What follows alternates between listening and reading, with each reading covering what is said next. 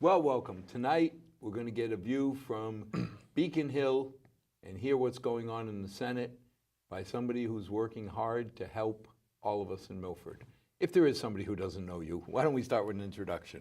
Thank you very much, Al. I always appreciate being on your show. I'm Ryan Fattman. I'm the state senator for the town of Milford and 13 other communities, and I am serving in my second term and hope to serve a third term if things work out in November. So this is the election year. This is the election year. Yes, it is. We'll go into that after, but you've been really busy. Yeah, well, both personally and professionally. My wife and I just had our second child, Grant. He's actually only 30 days old, and just about a month. For tomorrow will be his month-old birthday. And my little girl is now 23 months, seemingly going on 23 years. And just a joy. My wife and I are so blessed to have both of them in our lives, and it puts a lot of things in perspective.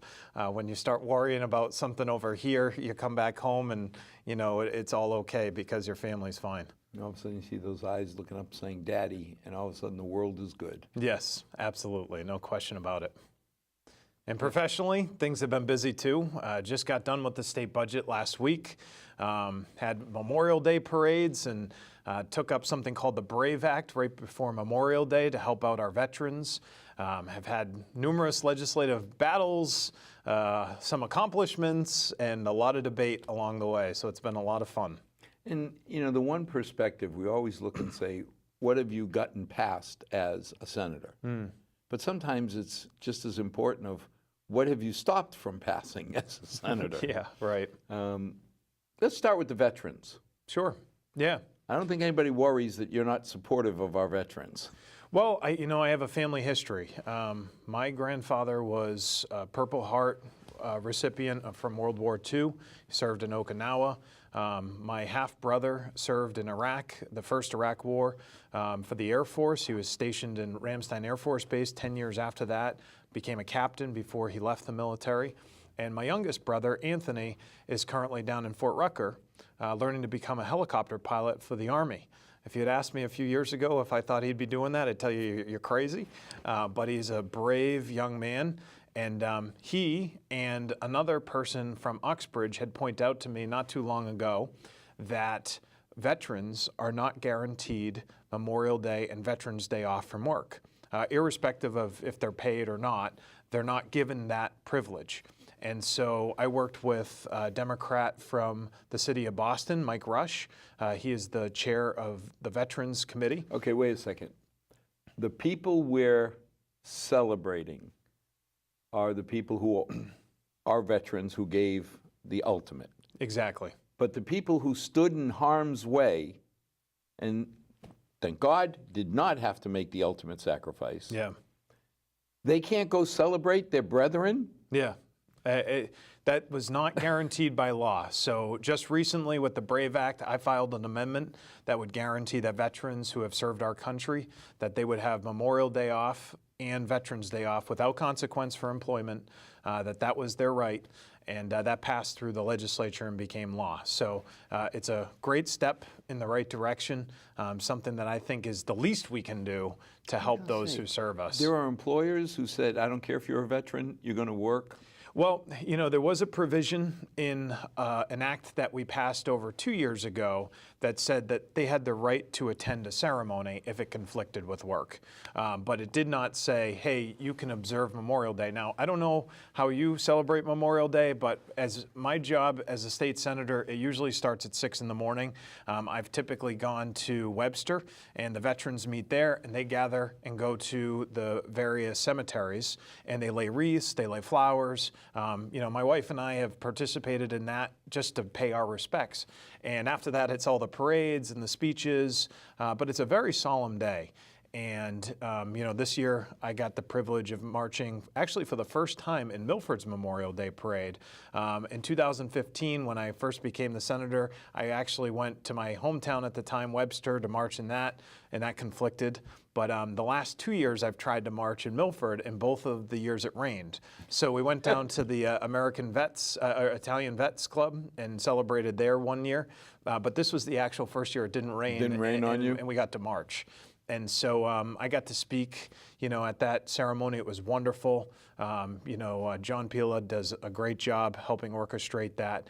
And I just got to speak to, my profound respect for the people who have served our country. I mean, I from them to law enforcement, public safety officials in between, you gotta just say thank you because they put everything on the line. It's just a wonderful thing they do. I heard a phrase used at a college, but then it really hit me when I heard somebody at a Memorial Day ceremony who got up, looked up and said, "Thank you, we are because you were." Yeah. And he got off. And I sat there and said, my God, you couldn't have given a stronger tribute Yeah. than I'm here because of what you sacrificed. Absolutely. How can you not want to support the families and people who do this? Yeah, without consequence, without exception. I mean, and just what Milford has done as a community in honoring families, the Liberty Medal, that ceremony that the citizens of Milford put on the Sunday before, 2 Sundays before Memorial Day, was just so touching. 49 families whose member was killed, a family member was killed in the line of duty in a foreign war, given the Medal of Liberty. No matter what you do, it can't be enough. Yeah. Now you have a daughter and a son. Mm-hmm. What wouldn't you do to protect them? Oh, yeah. Right? Now you sit there and say, wait a minute, these families gave up their daughters and sons. Yeah. How can anybody not support them? I mean, it baffles my mind. Yeah. We can support people from other countries, but our own people who, let's face it, Milford is here because of, unfortunately, too many names on that wall. Yeah, absolutely. We're all here because of that. And another group is, our first responders, our firefighters, our police officers, EMTs. We've had some victories recently to help support them. In the budget, I co-sponsored an amendment to make it a 10-year mandatory minimum to fire a weapon, a firearm, at a police officer. That is clearly, if you're doing that, the intent to kill. And you should go away for at least 10 years. The ceiling we put on there, I would have loved to have seen life. We couldn't get that. We got 30 years. We also made it a 1-year mandatory minimum to, if you create a situation where a police officer, firefighter, EMT has bodily injury. So that person who perpetrates that crime goes away for 1 year. That was in the Criminal Justice Reform Bill. And lastly, something that came to my attention, which really shocked me. This was 4 years in the making, a law that really deserves a lot of credit because of a woman from Uxbridge who's 78 years old, Alice Seish. She brought to my attention that her son, Stevie, was stabbed 130 times. She was actually on the other side of the door while it was happening. Just such a tragic, tragic situation. The door was locked, she couldn't get in. It was his wife. And she was deemed not guilty for reasons of insanity. Now, they know that she did it, and she went to a mental institution in order to serve her time. But the key here is that when she was to get out, she would not have a criminal record of any kind. And when this was... She stabbed somebody 130 times. Correct. And we don't want anybody to know? Isn't that nuts? But because of Alice's efforts in informing me and Representative Joe McKenna from Webster, sitting down with us, we actually sat down with John Fernandez several years ago at the time to tell him about this. And he was the chair of the Judiciary at the time. And it was common sense, and we looked into it. There should be a criminal record for somebody like this because it's not necessarily about the individual, it's about society. We found out that there was a woman who drowned 4 of her children in Boston. 8 years later, she was released from her institution, rehabilitated, working at a children's hospital. Doesn't the public, don't the patrons of that hospital deserve the right to know? You're taking your son to the hospital. As a dad, I have a problem with that. I mean, wait a minute. That's like, why don't we just let convicted child molesters be teachers? Right. Yeah, and that's crazy. So, this was something that just was commonsensical to me. We worked tremendously hard on it, from meetings with Democrats and Republicans, advocating for her, telling the story. And just 2 months ago, it got signed into law by the governor. There will never be a situation now where somebody creates a dangerous situation, murders somebody, does physical harm to someone, is deemed insane, where that will just go away. It will always follow them. And employers, schools, facilities. The fact that they can get out seems strange. You've stabbed somebody 130 times. Yeah. Yep. Who could ever argue that, oh, we don't want to know that? So they could go buy a pistol? Yeah, they could. Yeah, potentially, and that would not follow. Without a criminal record. And also, I still think one of the reasons why I want to run for re-election is I think we have more work to do on this. Just simply having a record isn't enough. I think that there should be probation. Right now, when these people are released, there's no sort of probationary period where they check in with a probation officer. I mean, criminals, that happens all the time. People who have committed... You're out on parole. Exactly. There should be some sort of oversight. Let's remember, this was a mental health issue designated for why they committed the crime. So there should be some sort of oversight and checking in. I'd also like to go from a state designation, which we currently have, which is not guilty but insane, to guilty but insane, because it does designate, the mental competence part, but it also attributes the crime to you and says you are guilty of doing it. You stabbed or you killed. And that's for the family, justice for the family. Families deserve closure. They deserve their justice in their day. And a lot of times that's denied. I've talked to Alice. Alice is just this wonderful woman. She has 7 children. Stevie was one of them. And, I told her, we're not done. We have a lot more work to do. That's amazing. It is. Absolutely amazing. Now, I don't think you were one of the proponents to make Massachusetts a sanctuary state here. No, I was not. No, I was not. Tell me about that, because I know I'm old and I'm not the quickest person around, but I don't understand this whole sanctuary thing. Yeah. It's an interesting issue, because what ends up happening, because it has to do with immigration, perhaps because of the times we're living in right now, and the political discourse that we're having, the facts seem to disappear. And people kind of run to their corners and just shout as loud as they possibly can. The sanctuary bill that was before the legislature, that the Public Safety Committee took up, that was filed by Senator Jamie Eldridge, has twice been sent to its death because it's not a good bill. And elements of that bill were taken and put into a budget amendment last week and filed and passed 25-13. 25 partisan votes. There was no Republican that voted for it, all Democrats. 13 votes, Republicans and Democrats. But you're close to it. Explain to me what this means. So, to break it down, the bill had numerous components, 1 or 2 of which I think were good ideas. For example, there was an idea that you can't create a registry of people based on their religion, based on their race, based on their sex, their gender, their age, whatever. That's something I can support. I don't think that that's a good idea. Doesn't the pesky First Amendment kind of protect my right there? And one would think. And so I took that because there was sort of the Boston Herald and some other news outlets had followed this debate. I filed a different amendment that was, I think, a much better idea to pursue. And I think most people, when they learn just here on the show, they would agree with me. But so that was one of the components on the original amendment that was filed, the sanctuary state bill. The second one says you can't have 287G agreements with the Department of Corrections, sheriff's departments, or local police departments. So everybody says, well, what the heck's a 287G, right? So 287G is a agreement and a training program with the Immigration, Custom Enforcement, and Homeland Security.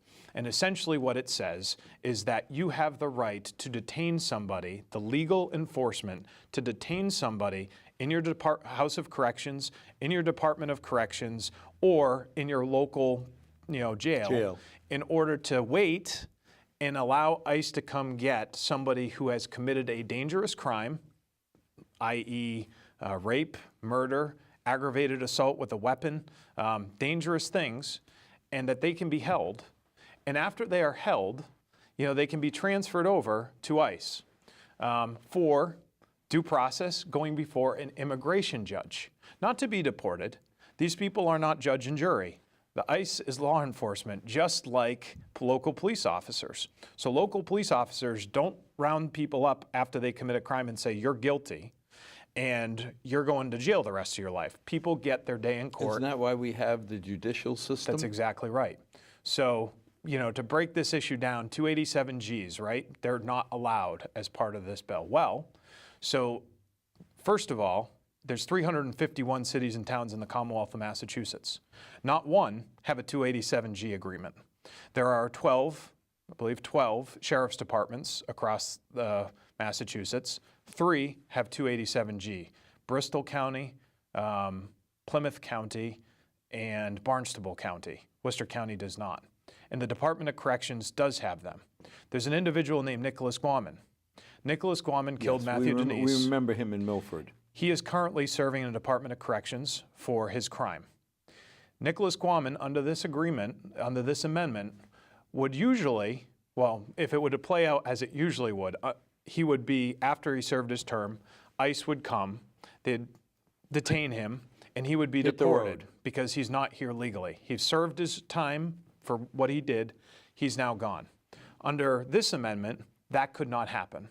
He would be reintegrated into Massachusetts society, perhaps here in Milford, and he would be allowed to just go along on his way. In fact, people who were perhaps being detained for or arrested and convicted of murder or rape or any other dangerous crime would have the same exact experience. And even worse is part of the criminal justice reform bill talks about step downs. So Department of Corrections is where you go when you've committed a bad crime. House of Corrections is where you go if you're going to serve usually 2 years or less. That's like Lou's. Exactly. Okay. Lou Evangelitis, right. Tom Hodgson, these are sheriffs.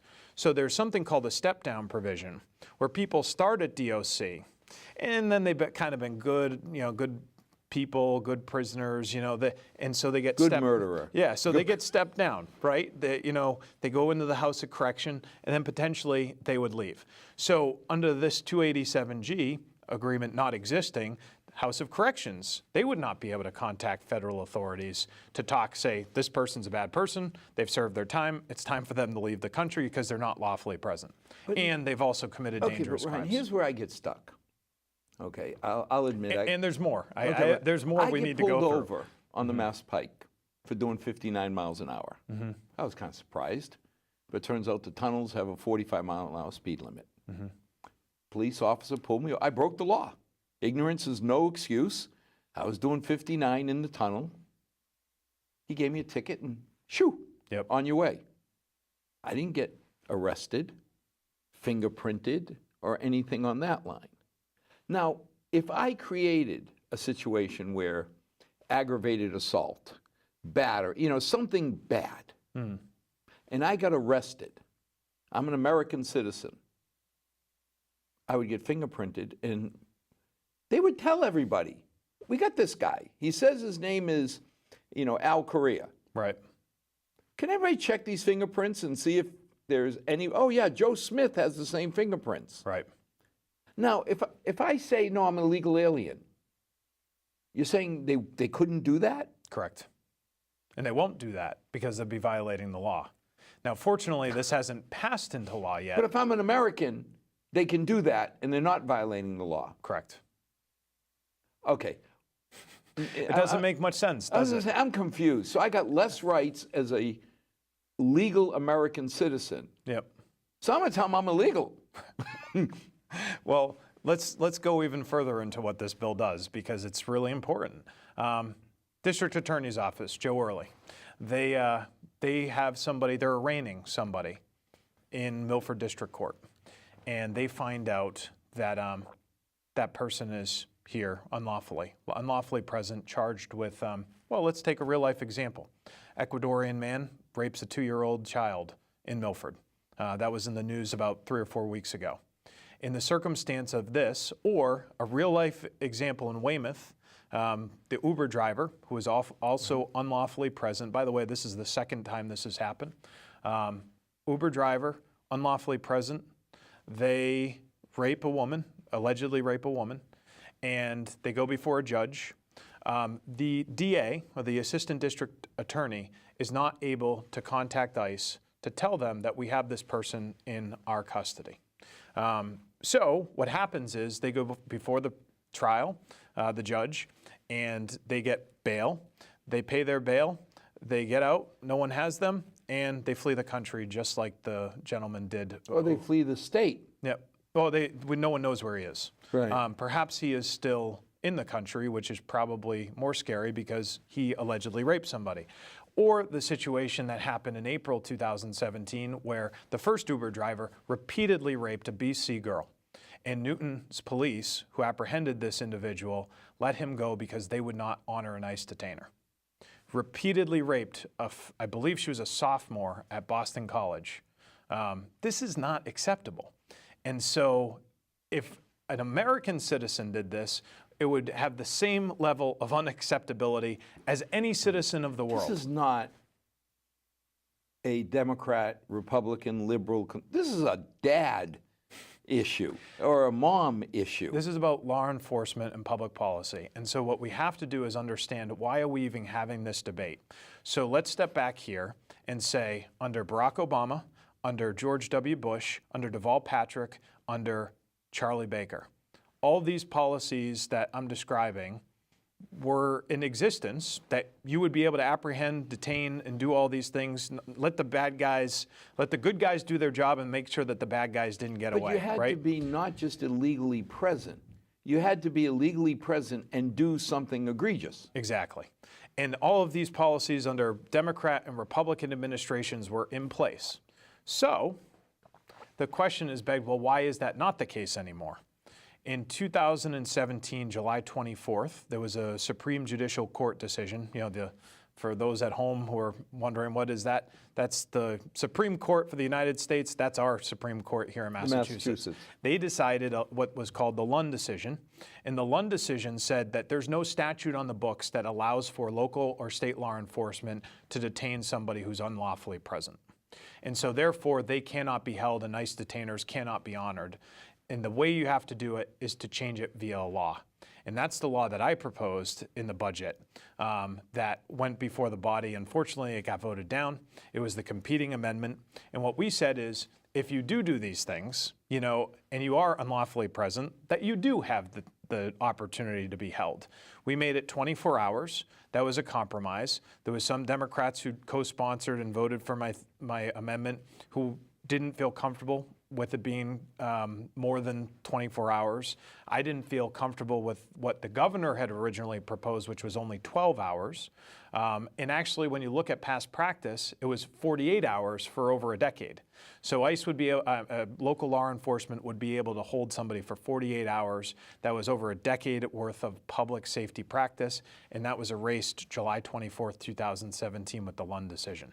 And I guess I'm really stuck because Tom O'Loughlin has said he cannot maintain a relationship with the immigrant community if they're scared to death of him. Mm-hmm. But besides which, if he just picked you up because you're here not legally, he can't deport you to Rhode Island. Right. That's a national issue. Right. But we also have to remember that there's a situation, we started talking about it off air, in Chelsea. Some people probably are aware about this waitress, young woman who had her throat slashed. What's interesting about this situation, and very sad, is that the person who slashed her throat 2 weeks prior to the crime was in the custody of the Chelsea police. The Chelsea police refused to give that person over to ICE. They let them go. 2 weeks later, essentially slashed a woman's throat. Now let's talk about that woman. That woman was an unlawfully present individual in this country. Why was she still a waitress? Because she was utilizing the law which was passed by Congress in 2001. That's that funky visa thing? So a U visa, which I've been talking about a lot, because I once got misquoted by somebody that didn't like me very much from the Telegram and Gazette and just misrepresented what I was trying to say about immigration. Anybody who's a victim of any crime should always come forward. The bad guys is who you want to put in jail. Right. No one wants bad people walking on our streets, hopefully.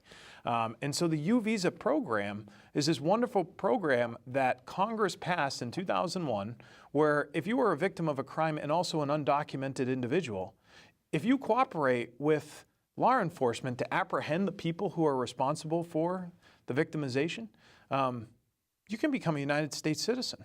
You get an automatic green card path so that you can stay here, and you also get protected. Unfortunately, the protection part of this situation didn't play out so well for the individual who had her throat slashed, because she was helping law enforcement apprehend some of the people that were bad guys and also unlawfully present in the United States and in Massachusetts. And now she's a victim of that. So it's very sad. We have these programs that exist. They're good programs, and they can change people's lives, especially those who are victims of crimes. But here's the kicker. Under this amendment that was passed by the Senate, the sanctuary state, who gives the U visas? It's a federal program. Homeland Security investigations, Immigration and Customs Enforcement, those people who are victims of crimes can't get access to these visas. How cruel is that?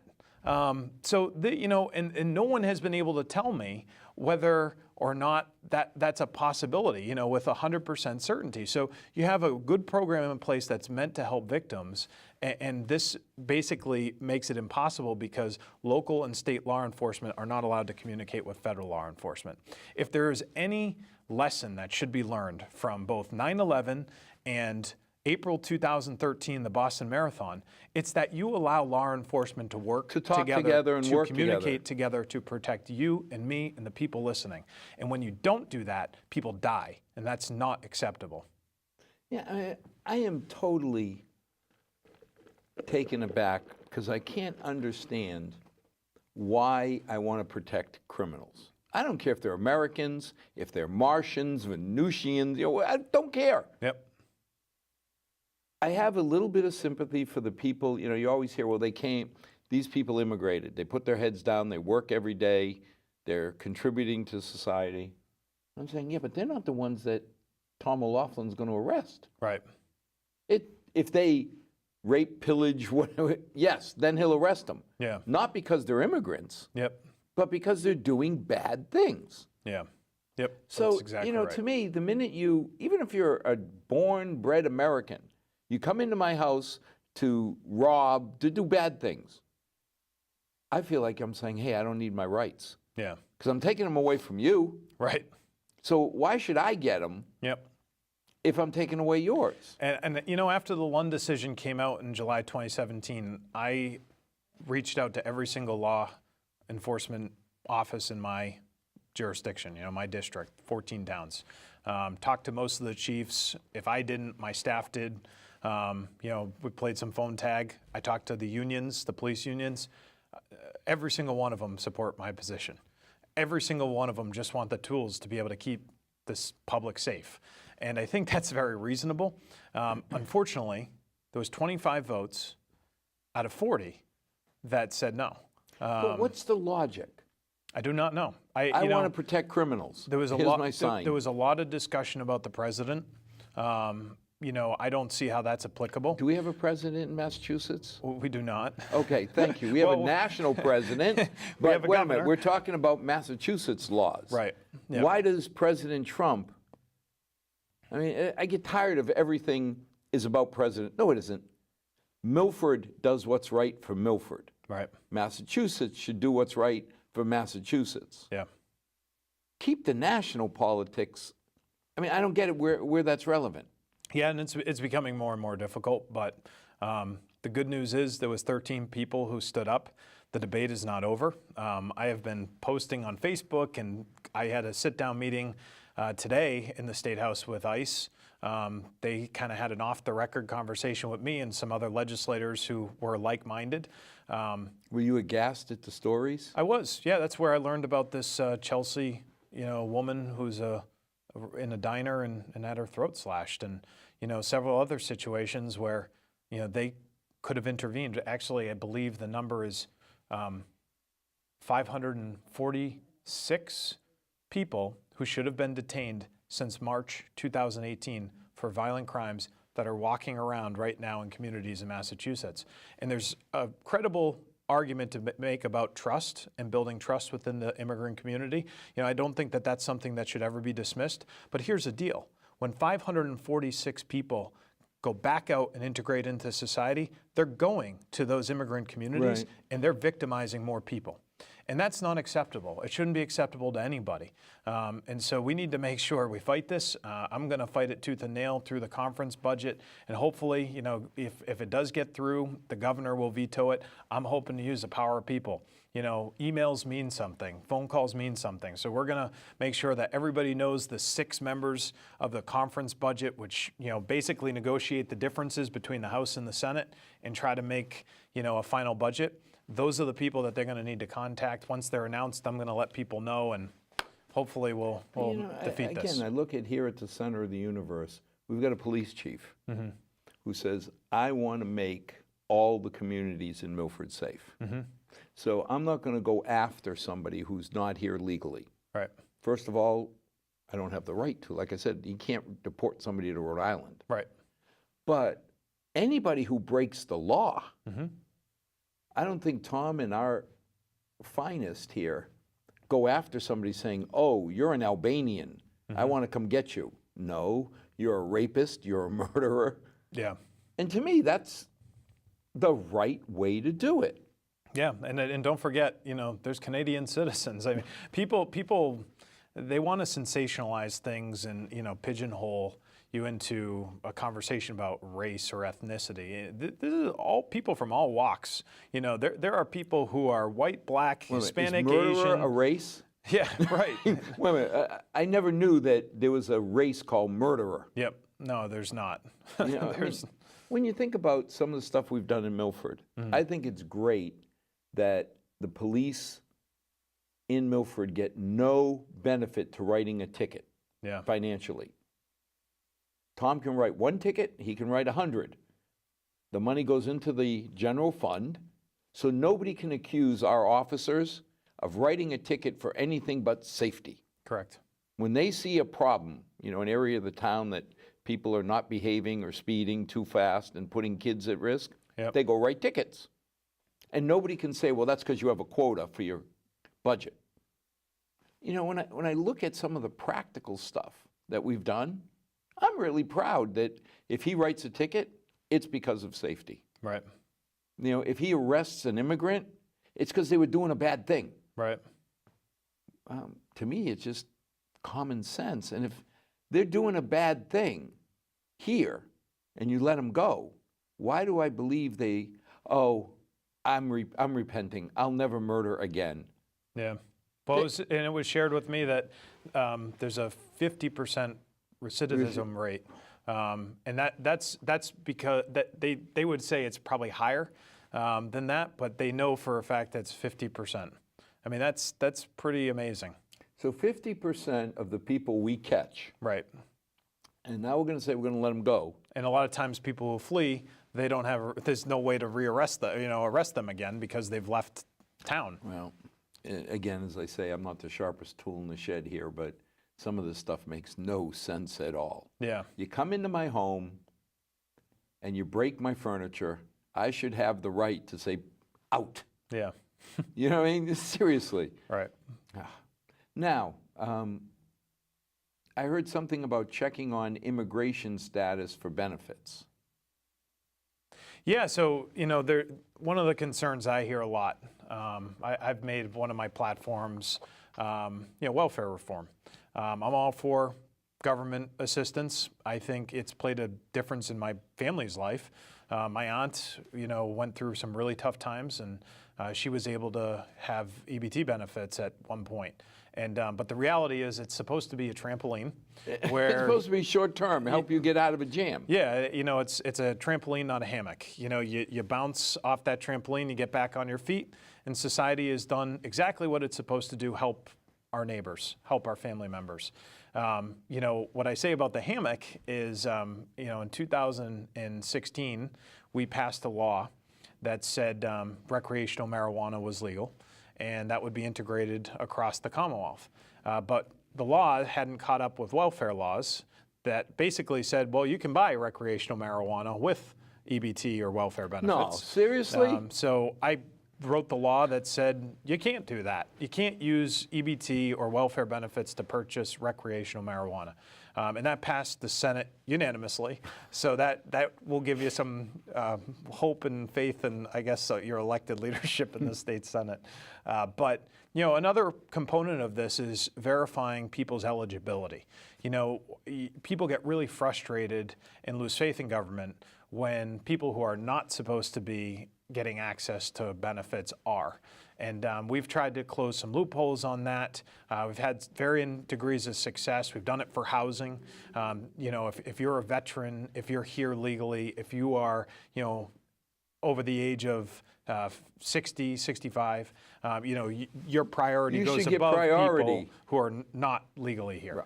Right. Those are, I think, common sense measures that people, the vast majority of people support.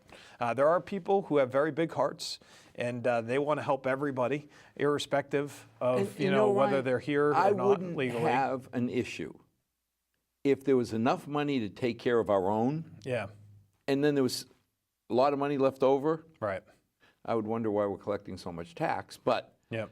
if you took care of your own first, the guy and the gal who stood up to bullets to protect my freedom, I got a hard time saying, well, no, you're not as worthy as somebody who just snuck in the country. Yep.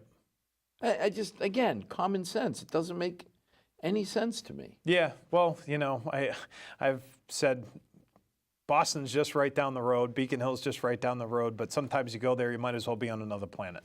You do scratch your head and say, is this serious? Is this really happening?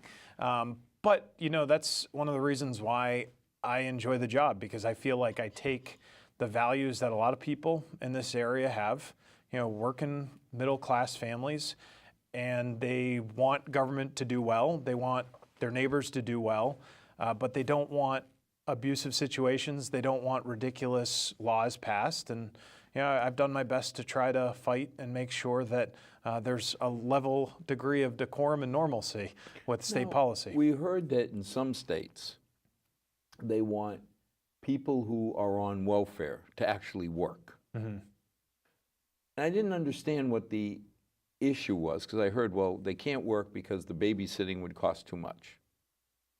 And I said, well, wait a minute, why don't you make some of them babysitters? Yeah. You got 100 people, and 20 of them are going to be childcare. Right. That frees up the 80 to go to work. Right. What am I missing? Again, it doesn't seem like... Well, just even think of this. Talk about some laws that get proposed, and you kind of scratch your head. There's one that's out there that would allow somebody who's elected or running to use their campaign contributions to pay for childcare. And I'm thinking to myself, now I have 2 kids, like we've said, but should I, as an elected official with a campaign account, be able to utilize that to pay for daycare when Joe Schmo may be going to the same meeting that I'm going to at 7 o'clock at night, and they don't get an extra amount of money to pay for their child care? They have to pull it out of their paycheck in order to pay for it. Post-tax. Yeah, exactly. And, so there is sometimes this disconnect, and those are the types of things that I just think are ridiculous that are being discussed. What I hear people talk about is public safety issues, school funding issues, local, funding for various projects. Fortunately, was just able to work with Josh Leosh, who's on the Economic Development Revitalization Committee, secured $150,000 for downtown Milford to try to bring it up and make it a destination area. They've got a committee that's been put together. Yeah, Ronnie Pagnini came through, and we bought some houses to make parking, because that was the #1 problem. So yeah, it seems to be going in the right direction. Yeah, and these are the things that I hear people talking about. Opioid addiction. Amy Leone and I have worked very closely with John Fernandez and Brian Murray to secure money to help fund her program so that families can get the services that they need in order to get off of addiction, to break that cycle. It's over $200,000 that I've been able to help secure with my House counterparts, whether it be Brian or John Fernandez, working together. And I think that that's what people really want to see. Both John and Brian are Democrats. they're good people. You know, I enjoy working with them. You know, Brian and I have gotten to know each other very well, and we've worked together on a tremendous amount of things. And, you know, people want to see their elected officials again, working together and helping deliver for their community. I don't care if you love Brian or hate him, or love John or hate him, but I want to see a Tip O'Neill Reagan thing. Right. Where you all respect each other. Yep. And you say, and I'll be very, very self-centered, what's best for Milford? Right. And I really enjoy when I hear that you and Brian are working together. Yeah. You know, to get 150 grand, I mean, that's a lot of money for our little town. It is, yeah. You know, and then I hear you're working with Pheno Field. Pheno Field and the pool and, you know, the youth center in the past, you know, making sure that just priorities that get brought to our attention from local leaders and people in the town are receiving the funding that they deserve and are dedicated. I mean, they pay their taxes. If we can get extra money back, you know, I think that's a really good thing. And we've also done things for Hopedale and Mendon as well, the senior centers there, police equipment. You know, we want to be the best advocates possible for our communities. It's really important. You know, opioid addiction, that's touched my family.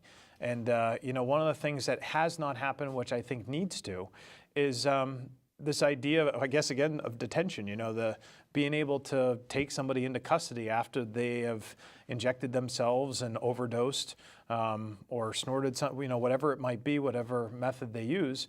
Police don't right now have the right to be able to, you know, keep them in their custody. And I would like to see that happen for at least 24 hours, just because they're a threat to themselves. Well, we have a lot of people who overdose and maybe they're brought back to life with Narcan, and then they go down the street and 2 hours later they're dead because the overdose sets back in. Narcan is not just like a universal solution. It does wear off. If the high is still there, the overdose can kick back in. Well, I mean, I don't think a lot of people understand at how effective opioids are at being respiratory inhibitors. Right. Their role in life is to stop your breathing. Yeah. And they seem to be very good. So the Narcan, I mean, when you hear people getting hit with 2 and 3 shots of Narcan, you sit there and say, holy moly, how much heroin or oxy did they take? Yeah. Well, the fentanyl now. No, fentanyl, even fentanyl worse. Is a lot worse, and that's powerful, and that's why I was just with some police officers this morning, and they were telling me it could be 7 times. They Narcan someone 7 times, and that's what it takes. I've also had the suggestion of Darwinism. You know, like I had a guy in Bellingham say, oh, well, why don't, you know, natural selection. I totally reject that. Every life is worth saving and trying to turn around. Come on. You know, people have a story. They have families. They have loved ones, Ryan, just like you and I. When we grew up, my parochial view, when you said, what's a heroin addict? Well, that's a slimy person in the back alleys of Boston. Right. Right? Then all of a sudden, Amy comes in and says, no, it's your neighbor's daughter. Yeah. It's your neighbor's son who was Milford High football, baseball, whatever, and got hurt. Right. And God forbid, but they got hooked. Yeah. Yeah, the bad guys are the ones dealing the drugs. Yeah. You know, those people are scum, and they ruin people's lives all the time. And, you know, one of the things I'm actually working on with Senator Ann Goby and Jen Casey, our governor's counselor, is judicial accountability. The reason why I bring up this with drugs is there was a guy up on the North Shore that, you know, came before a judge. The judge said, oh, well, he's just trying to feed his family and let him go back into society. Now, this guy was trafficking drugs. A trafficker? Yeah. I'm going to have sympathy that he's trying to feed his family while he's killing my neighbors? Exactly. And it raises the question, well, you know, there's accountability pretty much everywhere in government. We have accountability with elected legislators, with elections. We have accountability with police chiefs and officers because, you know, they're scrutinized. They're appointed by boards of selectmen, local officials, counselors, mayors. Do we have accountability for judges? Great question, right? So we kind of do, but it's a very arduous process. It takes an act of God in order to really create accountability with the judiciary. It's a constitutional thing where the governor can move for impeachment. The governor's council can take it up. It then goes between both houses of the legislature, and I think it's happened 0 times in 100 years. But you know, there is a disciplinary process. So what we're trying to do is 2 things. First, we want a review that happens every 6 years.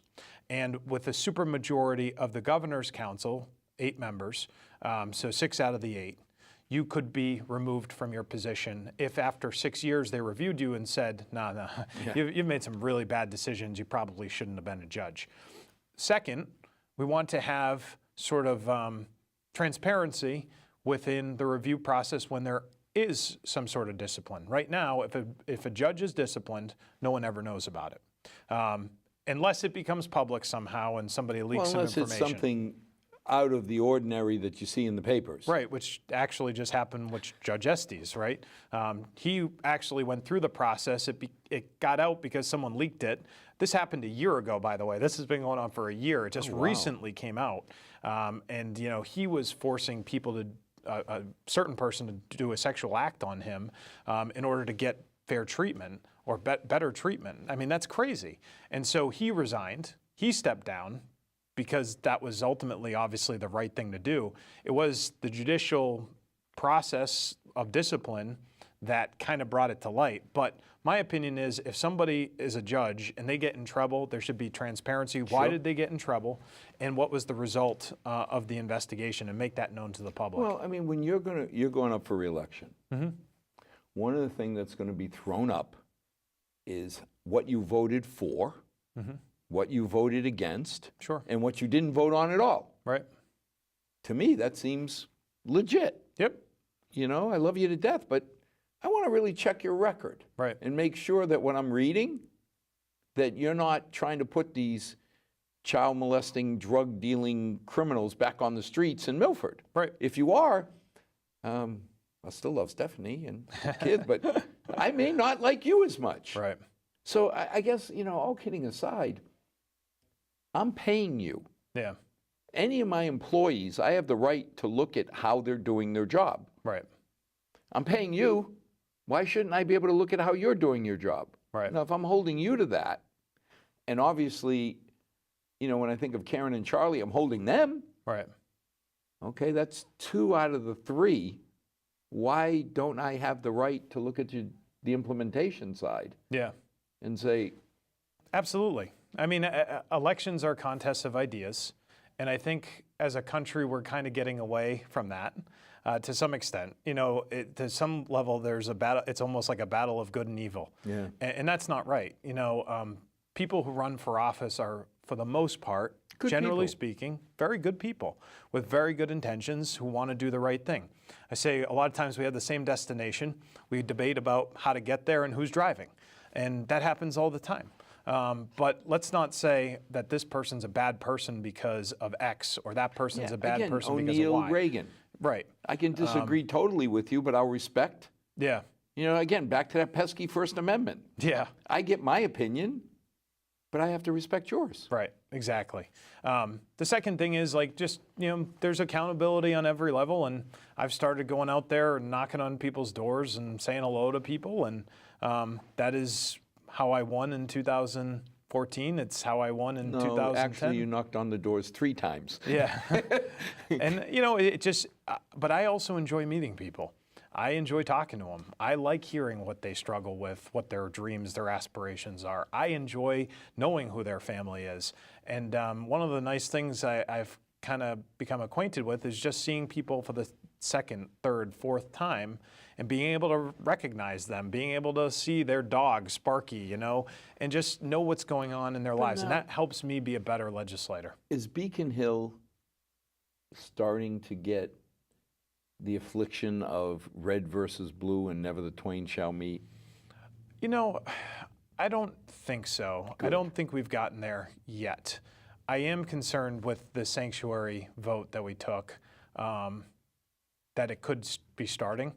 That the parties are becoming more and more partisan. They're going to the outsides. Yeah, exactly. And that's really concerning. There has to be consensus.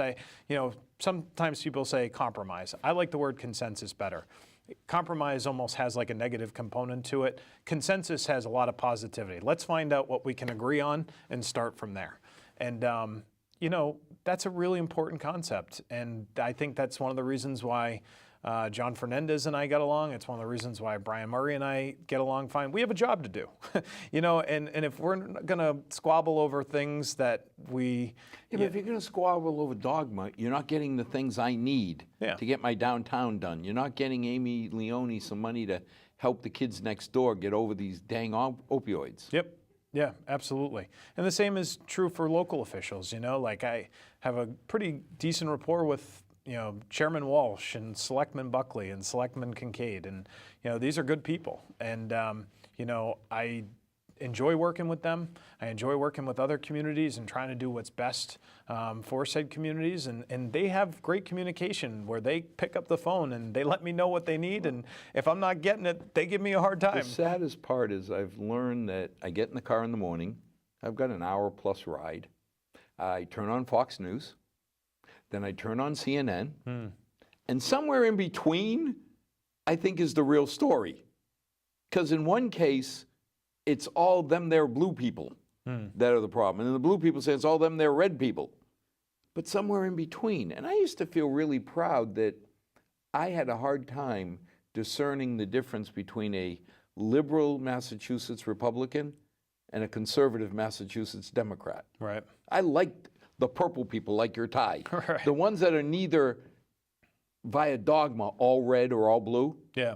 That you voted your heart and the issues regardless of where the party was. Right.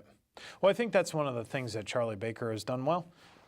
He's tried to find consensus, and I don't think he's had to hold a press conference about every issue that has ever come up. He picks his battles and tries to make a difference when he sees fit, and for the most part has managed state government really well. I mean, there's certainly a lot of criticism that could come his way. And that's what elections are all about, and trying to explain through things. You mean he and Karen aren't perfect? Well, if you look at their poll numbers, they're pretty close to it. Well, I was going to say they're awful close, but seriously, could anybody really say that they're disappointed? I mean, Charlie had one big flaw in my mind. He actually accomplished what he promised. Yeah. It's like, wow, he's making promises. And then later, give him credit. Well, he's doing them. And I can tell you, anytime I need the administration, Karen Polito's one phone call away because she's just a few towns away. Yeah. And we know where she lives, And, Charlie Baker and I have known each other since 2008. And the very first time I took office in 2015 in the state Senate, he came to my inauguration and swearing in. And the first conversation we had was about Godfrey Brook and getting money released to that. And the next thing we know, $250,000 is flowing into the town of Milford. He has been a phenomenal partner for me. And I would like to continue to work with him to see what else we can do for Milford and 13 other communities that I'm proud to represent. And he's been balanced. I mean, I joke about the fact that I really admire that he sticks to his guns. He's taken some heavy hits. Yep. He's taken on the National Republican Party when he thought it wasn't in the best interest of Massachusetts. Yep. I like that. Yep. Yeah, he speaks his mind. I like that you and Brian are working together when you find common ground that's better for Milford. I mean, you're getting some more money. We got a big problem with ELL. We're one of the few towns that really got hit hard. Right. And 1 year it cost us an extra $600. Yep. And it is what it is. Milford will always take care of its kids. Right. Yep. But yeah, no, it's education in general. Just a very important topic. One of the things we have these meetings with the chairwoman of Ways and Means, and it's out of respect. It happened in the House when I was there too, but they bring you in and they say, what are your 3 major priorities? And pretty much every year I've gone in there, because I was a selectman for 6 years in the town of Sutton, I've said local services, local services, local services, because many of the towns that I represent are dependent upon state aid. Now, Milford is a little different. Bellingham's a little different. Some other communities in my district as well have more. We're not as dependent, but we're still dependent. Exactly. And but someone like the town of Millville would be very dependent, or even the town of Douglas. And so, making sure that Chapter 70 is a priority education funding, a big priority. I just voted for $4.91 billion in Chapter 70 money. That was the most that's ever been voted on in the legislature. A great step in the right direction. Regional schools, they got several regional schools. We just funded that. Now here's the problem with government. We make promises decades ago, we fail to keep them. We're supposed to be funding regional school transportation Unfunded mandates. At a 100% level. It's at 80% in the Senate budget. I mean, that's 20% short. So we're still, it's funny to watch people take a victory lap, and you got to point that out, right? I mean, I'm happy it's at 80%. It should be at 100%. One of the reasons why I voted against the civics education bill is not because I don't support civics in high schools and making that a requirement. It's because when it came to funding, there was zero money attached. So we're telling the town of Milford, do more with less, and maybe one day in 2021 we'll figure out a way to fund it.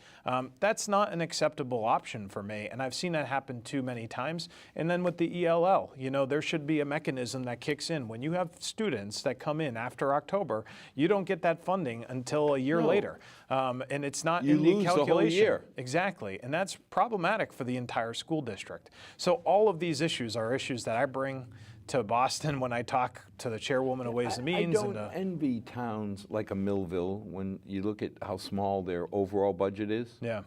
I mean, we were fortunate that the year we inherited all the kids from Texas, and I got criticized terribly when I said, excuse me, they're here. The federal government placed them here. Therefore, they're legal. Right. And more importantly, they're now Milford kids. Luckily, enough people looked and said, yeah, we've never needed Beacon Hill, no offense, never needed Capitol Hill to tell Milford residents, especially town meeting members, why they should and how they should take care of Milford kids. Yep. But we're in a fortunate position, that most of our departments are totally infiltrated with Milford residents who love it here. Right. So a lot of them, most of them spend their money the same way whether they're working or at home. Yep. So, here we go again with another, putting $2 million back to the tax rate to help. Right. But not every town has that option. Yeah. No, and it's, you hold office hours in these towns, you listen to the town leaders, you try to learn the best you can. And, just a great example is like Douglas. One of the big issues in the town of Douglas, for anybody who's ever used Walham State Park or Douglas State Forest, whatever you want to call it, you see an inordinate amount of cars from Rhode Island and Connecticut. And the reason, why? They increased their fees on, at their recreational properties. And so a lot of people were driven over here. One of the things that I've tried to do and was successful at is getting retained revenue from those individuals coming from other states. In fact, we just had that victory in this past budget. We created a trust fund. That trust fund maintains a local amount of revenue that's spent on, entrance into the park. Douglas should keep the lion's share because they get the lion's share of expense. Exactly. And, that's something that I think is a good step in the right direction. We're going to continue to work on, hopefully, in 2019 and 2020. Sounds like you're taking a lot of good steps in the right direction. We're trying to. I got some holes in my shoes to prove it. For that, we thank you. Thanks. And congratulations. More Fatmans. Yes. Yeah. Well, the line continues, having a boy. So someday you'll get some sleep. Maybe. Maybe. In November. There you go. As always, get to know what people like Ryan are doing for us because it's truly, truly helpful. It keeps Milford being at the top of what we could expect and being the center of our universe. We need all the help we can get. So to our loyal 6 viewers, may God bless and may tomorrow be a better night than tonight. Thank you. Thanks for having me on.